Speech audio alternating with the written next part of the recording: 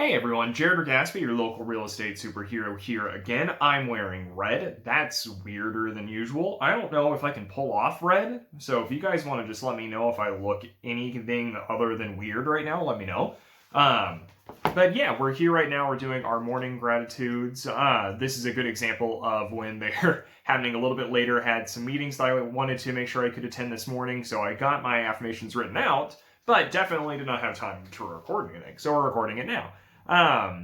Thankfully, the meetings that I were in weren't in-person meetings, so they didn't see the red shirt. So again, let me know if I look weird. But we're going to go over 5 things that we're really grateful for, either from yesterday, the day before yesterday, things that we're expecting for the rest of the day.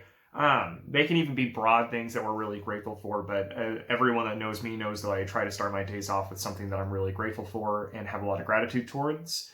So if I can share that with people, then that makes me feel a little bit better, and hopefully it makes you guys feel a little bit better. I always try to add, questions and stuff in all of this about like what you're grateful for or what do you focus on whenever you're trying to be grateful. And so hopefully that's helping someone, because I seem to really like some of the conversations that we have in the comments. So we're going to get right into it. Number 1 out of 5 is I put having understanding clients. Full disclosure, I wrote these a while ago, so I don't remember all of them just off the top of my head or whatever order they're in. But having understanding clients, I remember writing because of the fact that I have a situation going on in one of my deals that's not exactly ideal, but it's something that we can work around. And so having clients that understand the setback that we're in and the fact that it's not exactly the best situation, but it's a situation that we can make work, and it's feasible and something that we can work with.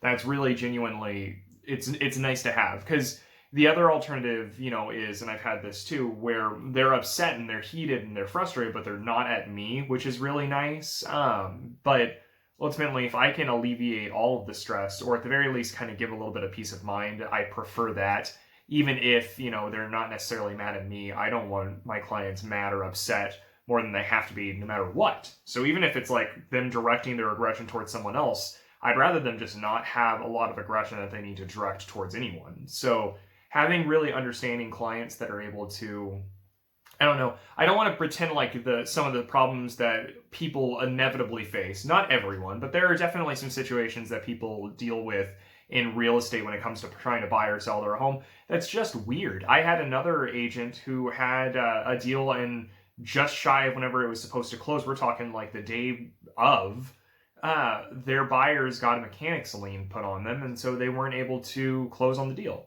That sucks. That's horrible. And so things like that, that might be someone else's situation. I'm not going to say who or what or where, but having situations like that, that's way, way harder than most people can ever expect, because how are you supposed to? How are you supposed to anticipate something like that? So having clients that understand certain situations aren't always going to be perfect, but then working together as a team in order to create a better environment and make those situations better, that means a lot to me. So going on a little bit longer on that one than I should, but number 2, I put having friends that are visiting in about 2 weeks. It is my wife's birthday this month, so it's her birthday month. We have friends that are wanting to come visit for that reason, which is really exciting, because especially with everything going on right now, having friends that are capable of coming to visit, it's not very easy to accommodate. You've got to make sure that you can trust that your friends aren't going to do anything stupid or get anyone sick.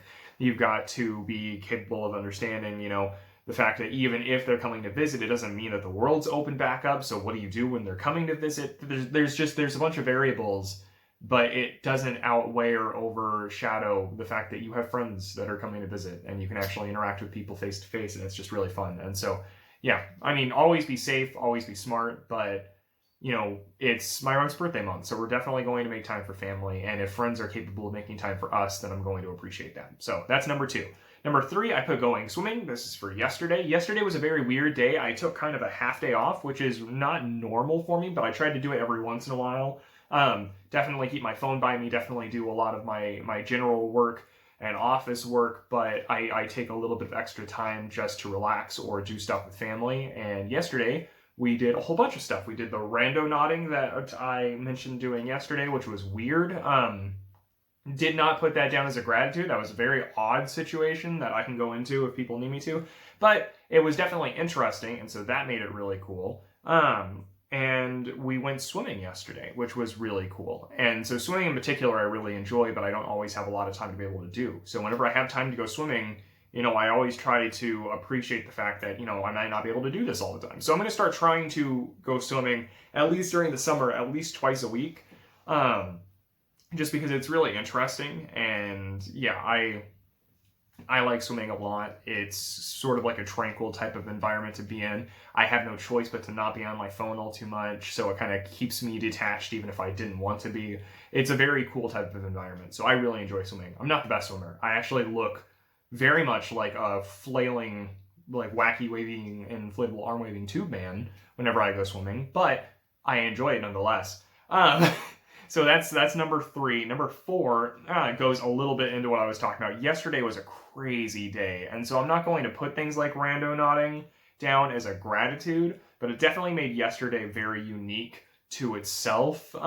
We had a bunch of different things that we were doing. We had a little bit of a car trip that we needed to go on. We decided to do the rando nodding, which was its own thing. For people who don't know what I'm talking about, who didn't see my video yesterday, Randonautica is apparently, I am not the expert on this, it is apparently an app that generates just a random coordinates in longitude and latitude that you go and you visit. And so the idea is you have an intent that you manifest into whatever it is that you're going to go do, and you bring things like trash bags and stuff like that, so that way you can help clean up the environment when you do it. Super cool. Love the idea. I'm not really big on the whole idea of like manifesting your intentions through apps or anything like that. I do think that you have a big control in what your intentions can do to impact your future. I just don't think that having 20 seconds of just trying to imagine what's going to happen is going to make it happen in the next hour. But it was really cool to try, and it was very weird. We did it twice. Neither times did our intentions ever have the same thing in common, and yet there was a very reoccurring theme.